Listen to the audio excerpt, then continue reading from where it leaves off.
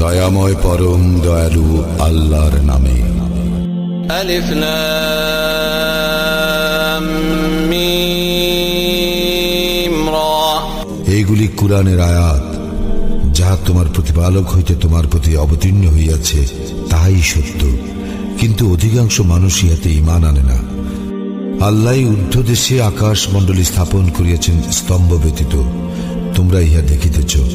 অতঃপর তিনি আরশে সমাসীন হইলেন এবং সূর্য চন্দ্রকে নিয়মাধীন করিলেন, প্রত্যেকে নির্দিষ্ট কাল পর্যন্ত আবর্তন করে।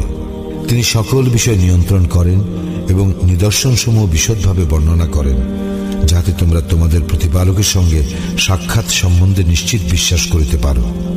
তিনি এ ভূতলকে বিস্তৃত করিয়াছেন এবং উহাতে পর্বত ও নদী সৃষ্টি করিয়াছেন এবং প্রত্যেক প্রকারের ফল সৃষ্টি করিয়াছেন জোড়ায় জোড়ায়। তিনি দিবসকে রাত্রি দ্বারা আচ্ছাদিত করেন। ইহাতে অবশ্যই নিদর্শন রহিয়াছে চিন্তাশীল সম্প্রদায়ের জন্য।